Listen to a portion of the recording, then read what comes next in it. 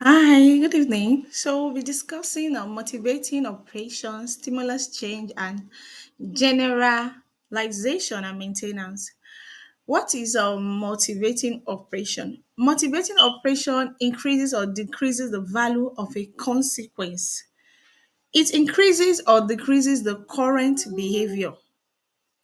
Diagrammatically, on the right side, you will see the establishing operation, and this establishing operation has equative effect, while on the left hand side you will be seeing the abolishing operation that has the abative effect.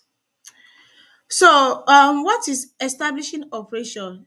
Establishing operation typically increases the value and leads to evocative effect, which is evoke behavior.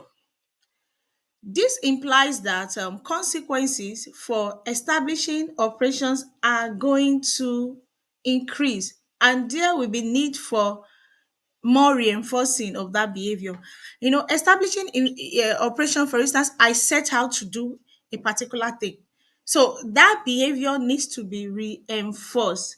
While abolishing operation that has the abating effect talks about how the value of the consequences which we increase the behavior will be abolished. So there will be a decrease in the behavior. Establishing operation, EO, establishing a consequences as a reinforcer. Deprivation is associated with an establishing operation.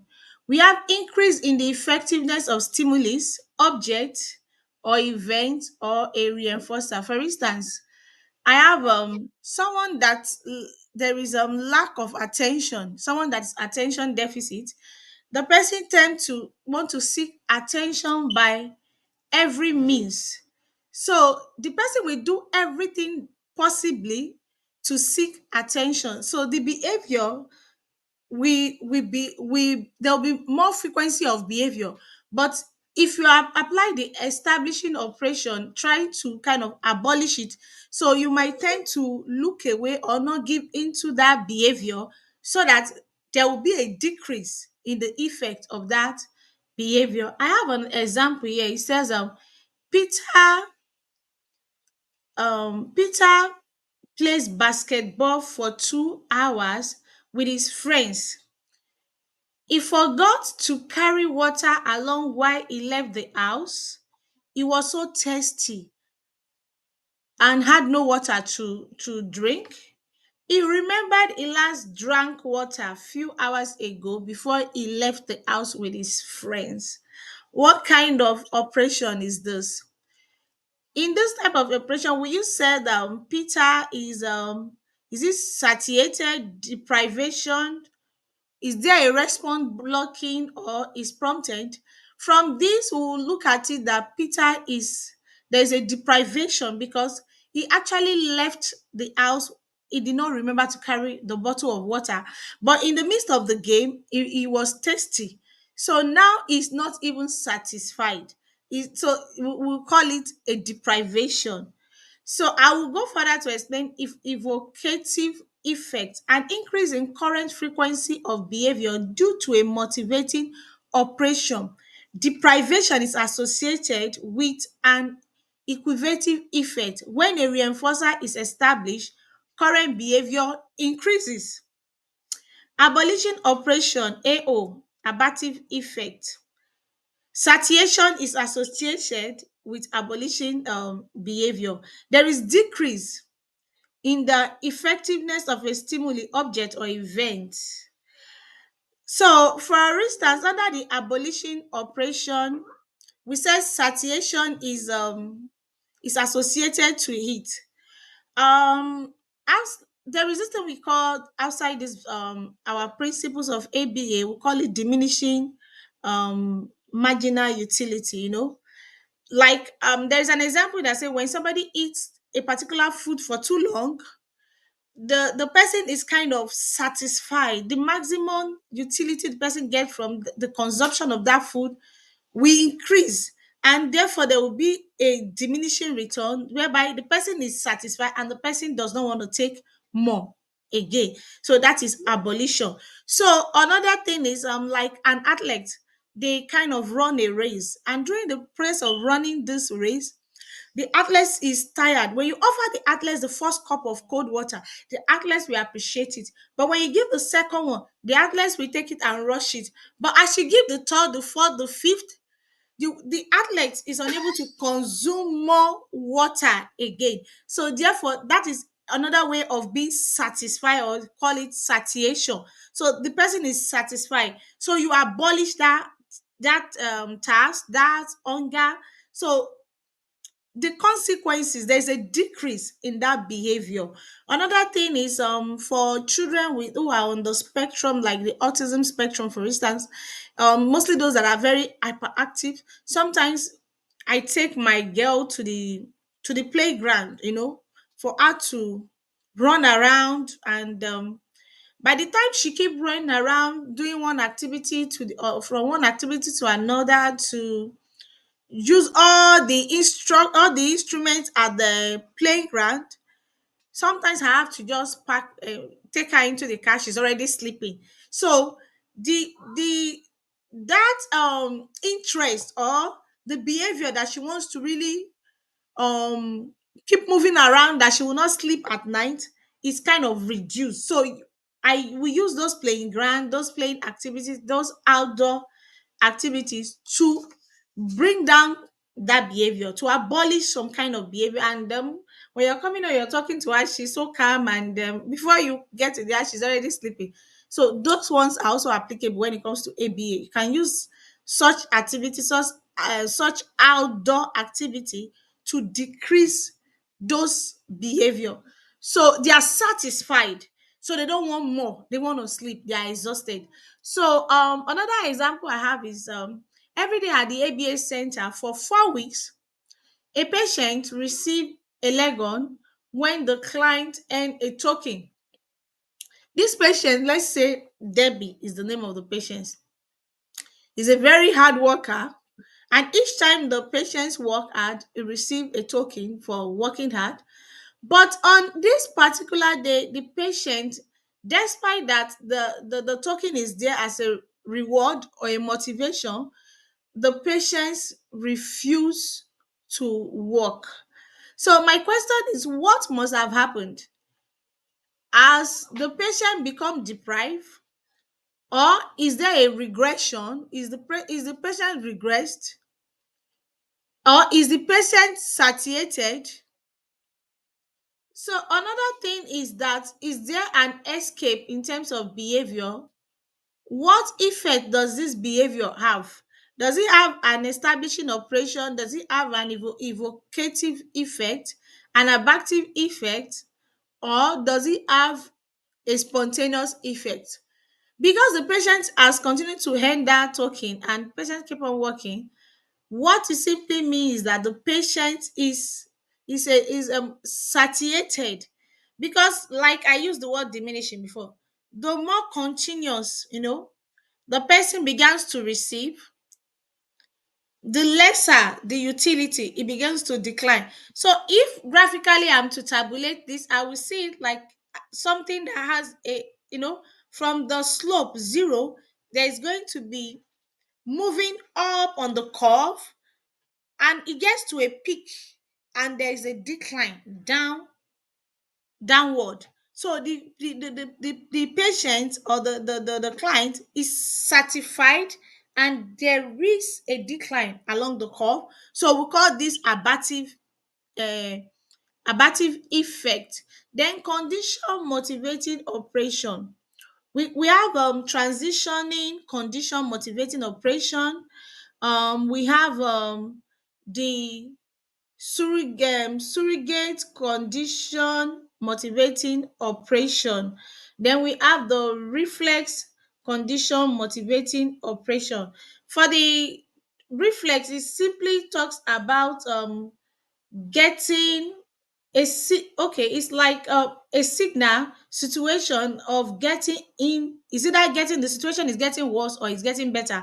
Why for the surrogate you are pairing with different mo motivating operation. So right now we'll be talking about stimulus control. What is stimulus control? Stimulus control is said to occur when an organism behaves in one way in the presence of a given stimulus and another way in the presence of another in the presence of the same stimulus. Stimulus control is defined as the behavior that an organism exhibits in the presence of a particular stimulus and the behavior that same organism exhibits in another way in the absence of that same stimulus. One of the popular use example is the traffic light, which shows red. In the presence of red, everybody tends to stop. When there is no red, everybody tends to go. But in terms of working definition of stimulus in the ABA teaching, says that teaching someone the equivalent of when we see a stop sign, we are trying to create that control in that person that the person has to stop when they see that stop sign. How do we bring this behavior under stimulus control? Through reinforcement, continues to reinforce, continues to encourage. When you keep telling the person to do a particular thing the same way, you are trying to bring the person under stimulus control. There are factors that affect stimulus control is pre-attending skill.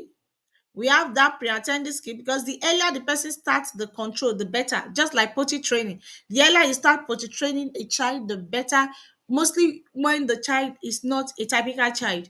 So the earlier, because it's going to take a longer time for that child to learn to master that behavior. So, and to also be able to generalize it and maintain it. So you have to put in the control, the stimulus control, try to see how you can generalize it and how you can equally maintain it. So we have the stimulus salience, and we have over selective stimulus and the faulty stimulus. How are you enforcing so that you don't, sometimes you might want to correct a behavior and you kind of create another problem. So we have another topic to talk about: generalization and maintenance of behavior. What is generalization? This is the occurrence of behavior under different untrained condition. Generalization is the ability to show same skill under different setting or occurrence. The client should be able to use the learned skills in different environments. So, for instance, you ability to change the stimulus so they can be able to generalize it, e.g., different types of cup. For instance, I have a baby, so whenever I'm teaching her how to drink, I have to use the cup, I have to use the sipping cup, I have to use the straw. I have to get different type because experience has taught me from my neurotypical child that, because at that point when she's used to a particular cup, if it's not that cup, then she's not ready to drink. So therefore that behavior is not generalized. So, and when she was potty training, if she does not see a particular potty, then she's not going to use the toilet. So therefore, at that time, we have to carry her potty along with her everywhere she go until we are able to transit her, to be able to generalize it, to be able to know that even when the potty is red, it's still potty. When the potty is blue, it's potty. So the potty can come in form of a tiger shape, it can come in form of a diamond, whatever shape it is potty. So at that phase, for her, she was unable to generalize that behavior, despite that we're able to teach her. So, as an experienced parent right now, as I'm teaching my newborn, I ensure that I use different cups so that she does not adapt and say, "Oh, if you don't give me white cup, then it's not a white cup." So, what is maintenance? Ability to be able to sustain this behavior, the extent to which a learner continue to perform a target behavior after part of the intervention has been terminated. ability to be able to continue this behavior. If the behavior occur then stop, then the behavior is not yet maintained. By the time you teach a child how to potty train, by the time the child is able to master this potty training, ability to be able to generalize it, to go anywhere, to use any kind of toilet, any, she goes to the restaurant, whatever they have there, she's able to use. She goes to school, whatever they have there, she's able to use. An ability to be able to maintain it, to be able to understand that when the bladder control, she's able to use the restroom, then you will say, okay, she's able to generalize that behavior and she's able to equally maintain that behavior. Three rules guiding generalization and maintenance of behavior. Rule one, teach the skill. Rule two, generalize the skill. Rule three, maintain the skill. Teach the skill, generalize the skill, and maintain the skill. Two types of ABA generalization. We have the stimulus generalization and the response generalization. Stimulus generalization in terms like generalization with stimulus that are different. E.g., if they are in the elevator, they should be able to use the functions of the elevator, because sometimes some of these elevator can be different from one another. Ability for them to be able to use elevator A and be able to also use elevator B, it simply means that there is a stimulus generalization. So response generalization is when the stimulus are switched or changed, are they still able to still generalize that behavior? Okay, now if a client or a student is taught that when they enter the elevator they have to press the first button, the second button, the third button, what about if they now enter another elevator that use a card swap? This time around, you don't need to touch the button. So if the student is still able to adapt to that same kind, another type of elevator whereby there is a stimulus change. So you said there is a response generalization. Thank you so much. Bye.